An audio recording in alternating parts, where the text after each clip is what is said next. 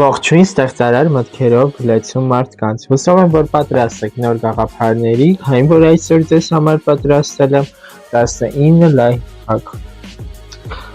որոնք օգնեն ձեզ դպրոցում, համալսարանում կամ էլ աշխատավայրում ավելի հեշտ սովորել, լինել ավելի կազմակերպված, պրոդուկտիվ և ժամանակ գտնել նաև ձեզ համար։ Այս լայֆհաքները ես հավաքել եմ այնպես, որ դրանք լինեն և պարզ, և օգտակար, և հասկանալի, կարող եք կիրառել անմիջապես այսօր առանց մեծ ջանքերի։ Ես սեպտեմբեր ամսվա սկզբից արդեն մշակում եմ սցենարը, քանի որ ամեն ինչ գրում եմ ձեռագիր, բավականին ժամանակ է տանում, բայց դրանք ես արդեն սկսել եմ օգտագործել սեպտեմբեր ամսվա վերջից ու դրանք բավականին էֆեկտիվ են, հավատացեք ինձ։ Որոշները կօգնեն ձեզ հաղթահարել ծուլությունը, մյուսները ճիշտ կառավարել ժամանակը, իսկ որոշներն էլ ուղղակի կյանքը կդարձնեն ավելի հաճելի, այնպես որ նստեք հարմար, բաժանորդագրվեք ալիքին, դրեք լայք և եկեք անցնենք առաջին լայֆհաքին։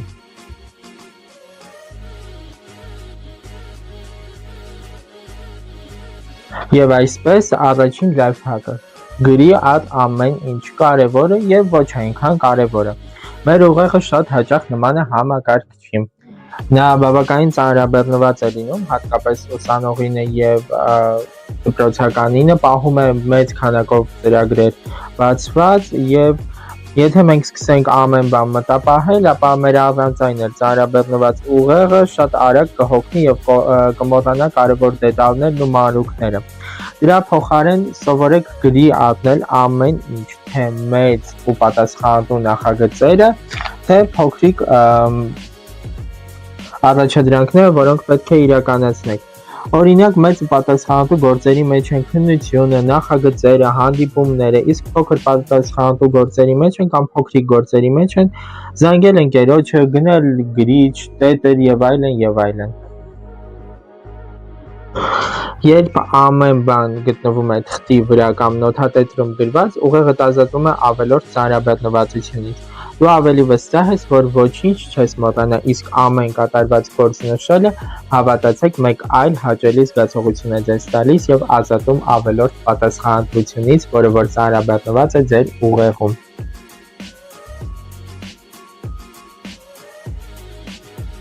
Հաջորդ լայֆհակը՝ անպայման ունեցիր թղթային պլաներ։ Թվային հավելվածները իհարկե շատ լավ բան են, բայց թղթային պլաները ունի մի ուժ, որը երբեք որևէ հավելված չի կարող փոխարինել։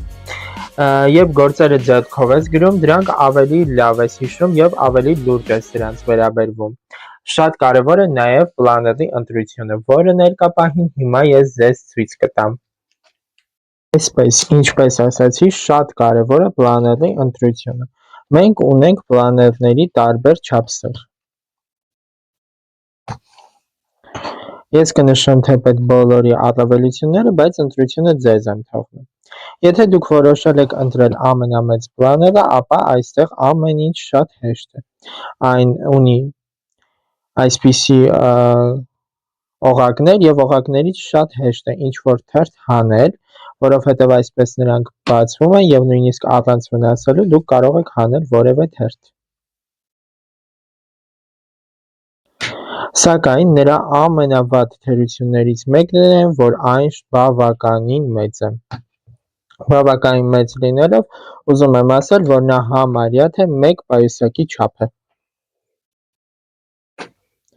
Եվ մեծ դժվարությամբ է տեղավորվում պայուսակի մեջ ու առավել ևս այն չի թողնում որևէ մի ազատ տեղ, օրինակ թեկուզ հասարակ գրիչ դնելու համար։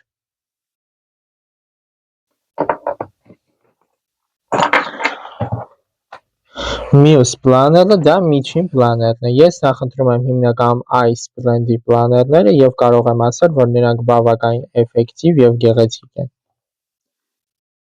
Ու առավել ևս նրանք կազմված են 10 բաժիններից։ Խորհուրդ կտամ ձեզ գնել նմանատիպ պլաներ, քանի որ այն բավականին մատչելի է և մեծ հեշտությամբ տեղավորվում է ձեր այս փոքրիկ պայուսակի մեջ։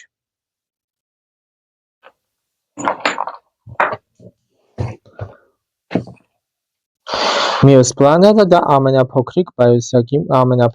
բլոկնոտն է կամ հասարակ տետրը։ Սա իհարկե հիանալի միջոց է, եթե դուք շատ գործեր չունեք, բայց այն դիզայնի և հետաքրքրության որևէ այլ եղանակներ չի տալիս, բացի գեղեցիկ թերթիկներից, որոնք հիմնականում նույնատիպ են։ Եվ իհարկե, եթե դուք ունեք բավականին ծանրաբեռնված գրաֆիկ օրերից մի օր, ապա այստեղ շատ քիչ թողեր են թողնված, որպեսզի դուք միշտ նշեք ամսաթվեր։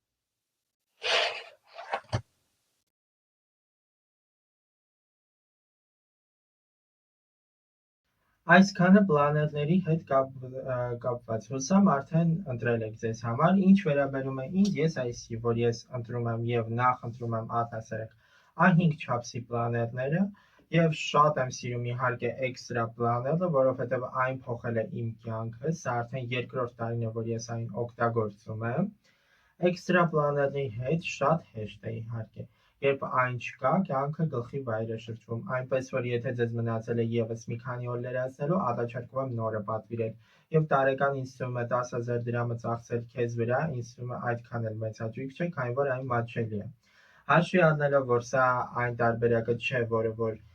ամենամատչելին է, սա ամենաթանկ տարբերակն է, բայց երկու տարբերակ են։ Սա ջրակայուն տարբերակն է կամ մի փոքր ավելի մատչելի տարբերակը։ Սա խելացի պլանավորող գրքույկ է, այն կարելի է սկսվել ցանկացած օրվանից, կապ չունի երկուշաբթի թե կիրակի, առանց ամսաթվերի է, եւ այն օգնում է քեզ կազմակերպված եւ պրոդուկտիվ լինել, այն օգնում է դառնալ ավելի մոտիվացված եւ իհարկե քո մոտիվացիոն ընկերն է։ Ամեն անգամ բացելով դու գիտես, թե ուր ես գնում, ինչի համար եւ թե ինչ առաջընթաց ունես։ Եթե դուք նույնպես կուզենաք ունենալ էքստրա սմարթ պլաները կամ հայերեն ասված էքստրա խելացի պլանավորող գրքույկը, ապա նրա ինստագրամյան էջի հղումը ներքևում է։ Կարող եք մտնել ավելի լավ ուսումնասիրել, քանի որ էջը ունի բավականին ինֆորմացիա պլաների մասին եւ գրելով էջին պատվիրել ձեր կյանքի խելացի գրքույկը։ Հավատացեք, գումարը ես ձեզ երաշխավորում եմ։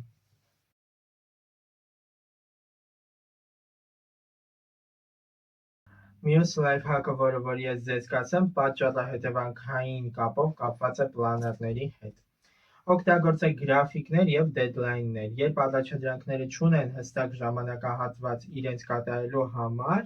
դրանք շատ արագ կուտակվում են եւ վերածվում մի անանցանելի լեռան, որը որ պետք է անցնել, որպեսզի անցնել հաջորդ փուլին ձեր կյանքի կարելի ասել։ Դրանք շատ արագ են կուտակվում, հավատացեք ինձ։ Օրինակ, եթե դասախոսը ձեզ տվել է մեծ նախագիծ, ապա դրա համար դրեք դեդլայններ։ Եթե դա 1 ամսվա համար է, ապա այն պետք է բաժանել 4 շաբաթների։ Այդ հարցում վստահաբար կօգնի էքստրա պլաները, որովհետև ամեն շաբաթվա օրը ունի։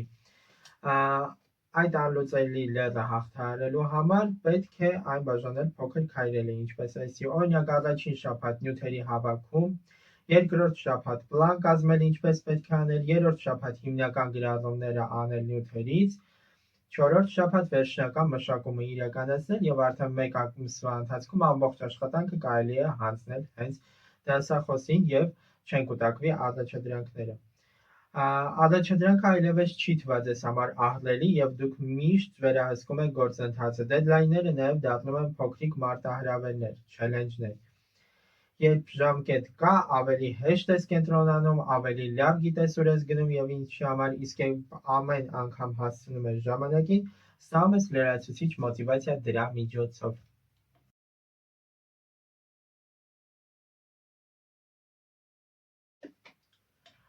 Do it now կամ 5 վայրկյանի կանոն։ Անկեղծ ասած չգիտեմ այդպիսի կանոն կա թե չէ, բայց ամեն դեպքում կան գործեր, որոնք մեզանից այդքան էլ մեծ ժամանակ չեն պահանջում։ Օրինակ նամակին պատասխանել կամ մաքրել սեղանը կամ գիրքը տեղավորել իր տեղում։ Բայց մենք դրանք հետ ենք գցում ու արդյունքում դրանք կուտակվում են ու սկսում ծանրաբեռնել մեզ, ծանրաբեռնել մեր խիղճը կարելի է ասել։ Այստեղ գործում է do it now կամ 5 վայրկյանի կանոնը։ Եթե գործը կարելի է անել հիմա, ապա մի թողեք, որ այն կուտակվի։ Հաշվիր մինչև 5-ը աչքերդ փակիր, կարող ես աչքերդ փակել եւ պարզապես արա այն։ Այս մեթոդը ազատում է քեզ պարտքերի զգացումից։ Փոքր գործերը չեն դառնում մեծ բեռ քեզ համար, իսկ դու ամեն օր զգում ես թեթևություն ու ազատություն, որովհետև ոչինչ կախված չի մնում։ Եվ առհասարակ լրացուցիչ մոտիվացիա է դառնում, երբ ամեն ինչ կոկիկ հավաքված եւ դրված է իր տեղում։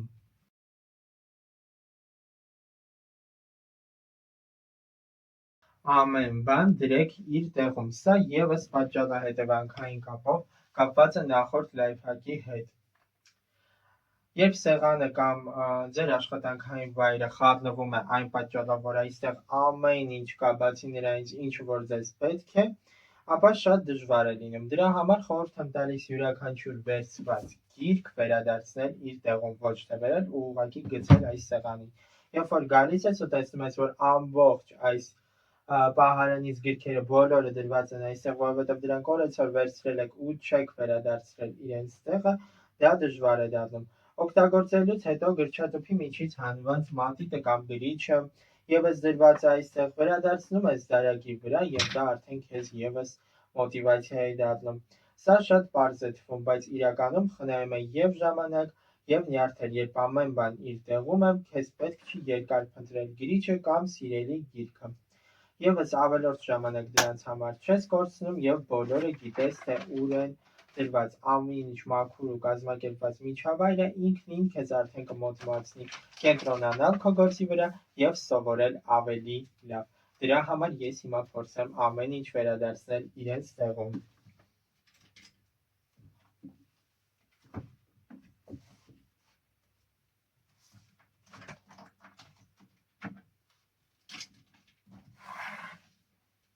Այսքանը։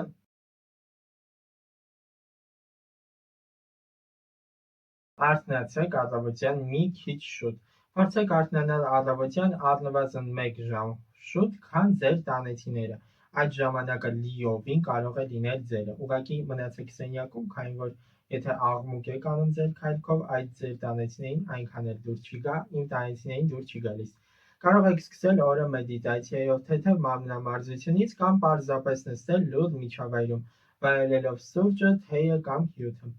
Այս լռության ժամերը, կարելի ասել, օգնում է կարգավորել մտքերը, հավաքել ուժերը եւ օրը սկսել ներդաշնակ։ Ի դեպ կարող եք ծախսել ժամանակը պլաներում, պլանավորելով արդեն ձեր օրը։ Երբ առավոտյան անցնում եք առանց շտապելու, դուք ավելի հանգիստ եք եւ կենտրոնացած եք զգում ձեզ ամբողջ օրվա ընթացքում։ Հավատացեք, դա ամենակարևոր բանն է։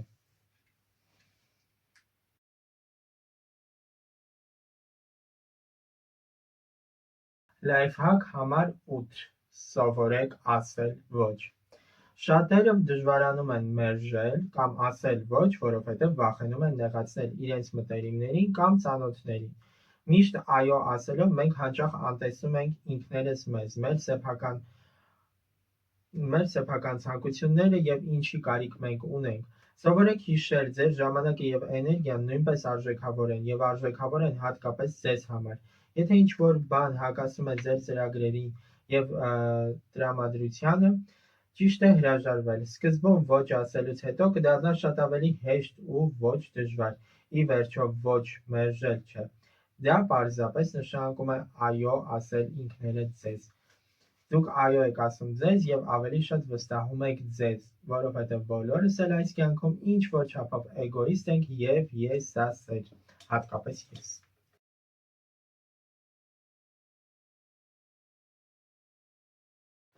Լայֆհակ համար 9.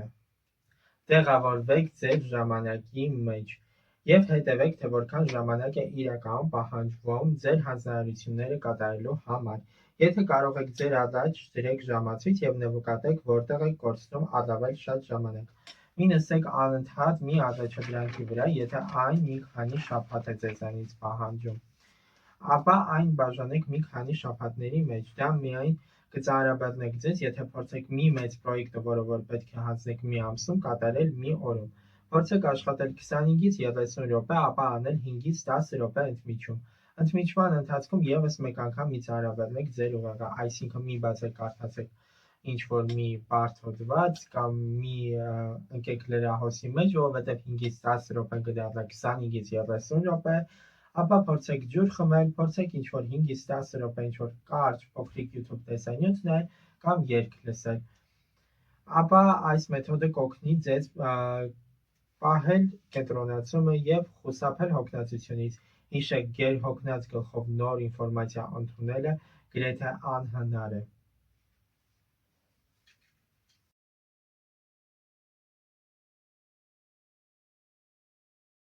Մի մոռացեք, որ դուք ձեզ պետք է ժամանակ տրամադրեք, որը կարող եք կոչել օրինակ me time, ժամանակ, որը կնվիրեք միայն ու միայն ձեզ։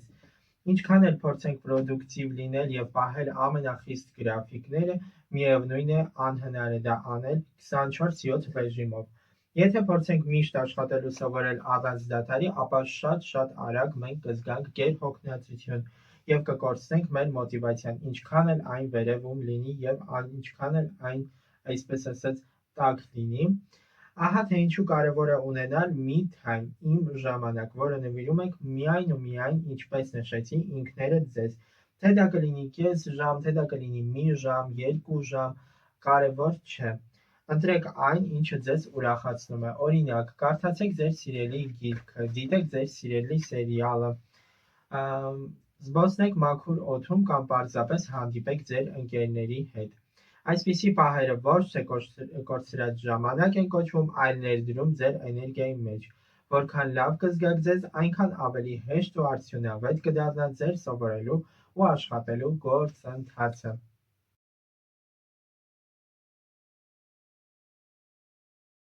Ընտրեք այնպիսի գործ, որը կկարողանաք ավարտել մինչև վերջ։ Եթե դուք ձեռք եք առել մեծ պրոյեկտ կամ նախագիծ, եթե դրա դեդլայնը երկար է, ապա բաժանեք այն քայլերի և ամեն օր մի փոքր մաս կատարեք։ Իսկ եթե դեդլայնը մի քանի օրից է, ապա սկսել և ավարտել աշխատանքը գոնե, եթե ժամանակը չի հերիքում 70%-ով, ավելի արդյունավետ է փոքր, բայց լիովին կատարված պրոյեկտ կամ առաջադրանք, քան կիսատ մնացած և ծանր գործը, երբ ժամը 11-ին դուք նոր նստում եք և փորձում եք անել այդ գործը ամբողջ գիշերվա ընթացքում, իսկ առավոտյան արդեն ուժ չունեք նույնիսկ դասերը ուշադիր լսելու։ Երբ մի աշխատանք հասցնում եք ավարտին, դուք ոչ միայն առաջ եք շարժվում, այլ նաև զգում եք հաղթանակի հաճելի էներգիան։ Իսկ այդ էներգիան դառնում է շարժիչ ուժ շարունակելու և ավելի մեծ հաջողությունների հասնելու համար։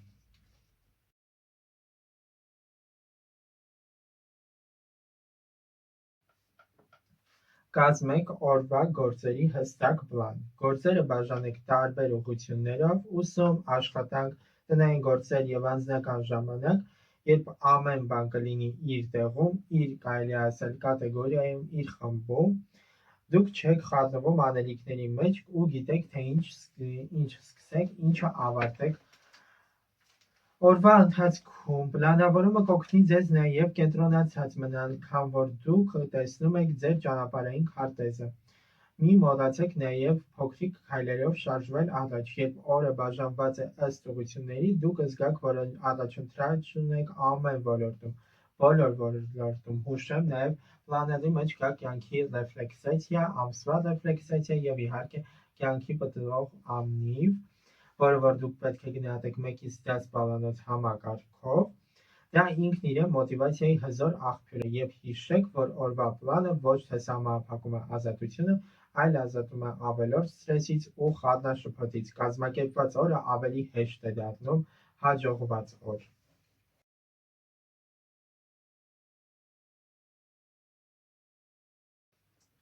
Մի մոռացեք ձեր օրվա ընթացքում պատահական ընդմիջումներ անել, սպոնտան ընդմիջումներ անել, այսպես ասած։ Երբ զգում եք, որ էներգիան ընկնում է կամ ուշադրությունը ցրվում է, թույլ տվեք ձեզ մի քանի րոպե շեղվել հիմնական գործերից։ Դա կարող է լինել սպորտի փոքրիկ վարժություն, մարմինը ձգել կամ թուլացնել, անուշաբույր թեյ խմել կամ սուրճ փորձել, կարճ ու թեթև տեսանյութ դիտել YouTube-ում։ Այսպիսի սպոնտան ընդմիջումները ոչ միայն հանգստացնում և ցրում են ուղեղը, այլ նաև նոր ուժ ու մոտիվացիա են տալիս։ Հիշեք, մենք ռոբոտներ չենք և մենք չենք, որ զայրատկա ունենք, հա։ Որպեսզի երկար ճանապարհ գնանք, պետք է երբեմն կանգ առնենք, թթվածին լցնենք թոքերը և հետո նոր թափով շարժվենք առաջ։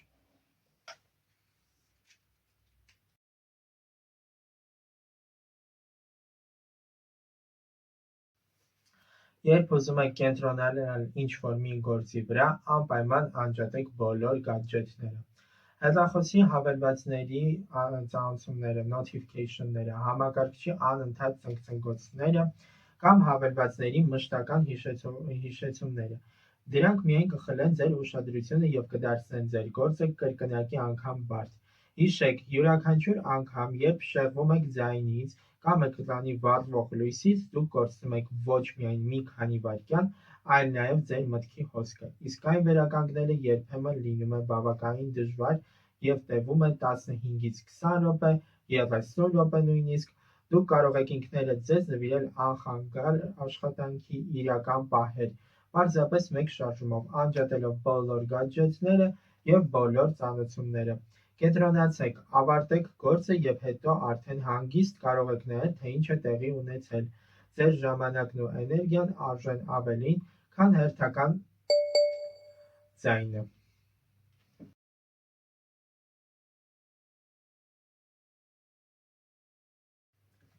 Երբ ուզում եք արդյունավետ սովորել կամ աշխատել, փորձեք աչքից հեռու պահել այն ամենը, ինչը փորձում է շեղել ձեզ եւ գայթակղիչը։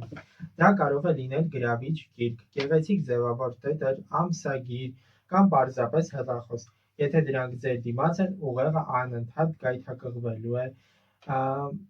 Մի քիչ կարդամ, մի անգամ ստուգեմ կամ մի նայեմ տեսնեմ ինչ կա ներսում։ Շեղող բաները հեռացնելով դուք ստեղծում եք մաքուր ու կենտրոնացված միջավայր, որտեղ գլխավորը ձեր անելիքն է։ Հիշեք, մենք բոլորս ունենք սահմանափակ էներգիա եւ ուշադրություն։ Եթե այն ծախսում ենք գայթակղող բաների վրա, ամենակարևոր գործերը մնում ու կուտակվում են եւ մնում են իհարկե կիսատ։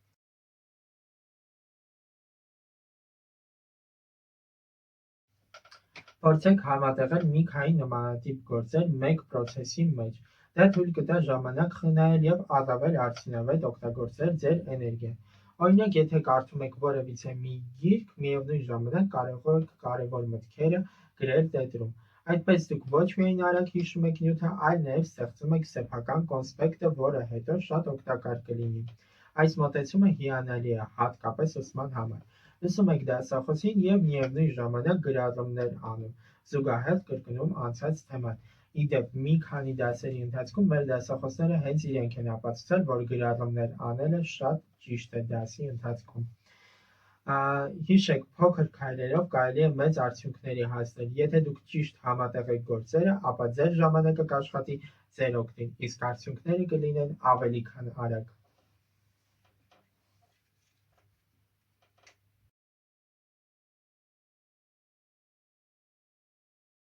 Զոտեք ինքներդ ձեզ։ Ինչի վրա է անցնում ձեր ժամանակի մեծ մասը։ Երբեմն թվում է, թե մենք ամբողջ օրը զբաղված ենք, բայց իրականում ժամերի մեծ մասը կուլ է տալիս մեր շատ սիրելի հեռախոսը եւ նրա փոքրիկ 1 րոպեանոց տեսանյութերը։ Եթե նկատեք, որ ձեր ժամանակը գնում է սոցիալական ցանցերի վրա, ինչպես նշեցի, փորձեք սահմանափակել դա։ Մի փոքր վերահսկողություն եւ դուք կտեսնեք, որ մի օրում ազատ ժամանակ է հայտնվում։ Այս պահերը կարելի է նվիրել այն բաներին, որոնք իսկապես կարևոր են ձեզ համար, զբոսնել ընկերների կամ ընտանիքի հետ, գիրք կարդալ, ձեռք բերել կամ զարգացնել նոր հմտություն կամ պարզապես հանգստանալ։ Հիշեք, ժամանակը ամենաթանկ ռեսուրսն է այսօր։ Երբ դուք սովորում եք կառավարել այն, կյանքը դառնում է ավելի լիարժեք։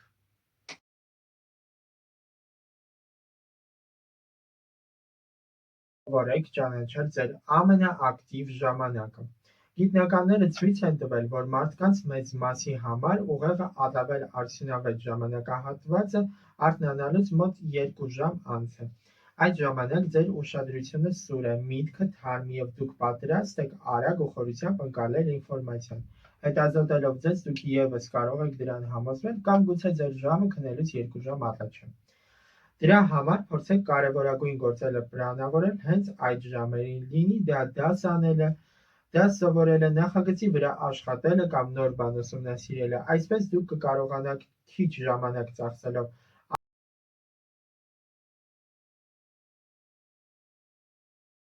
ուղղակի կարող է հրաշքներ գործել ձեր արդյունավետության վրա, իհարկե։ Երբ սեղանը լցված է թղթերով կամ ավելորդ իրերով, ուղեղը նույնպես լցված է բազմաթիվ ավելորդ ինֆորմացիայով եւ դժվարանում է կենտրոնանալ։ Իսկ երբ ամեն ինչ հավաքված ու մաքուր է, դուք ստանում եք թեթևություն եւ աշխատելու մեծ ցանկություն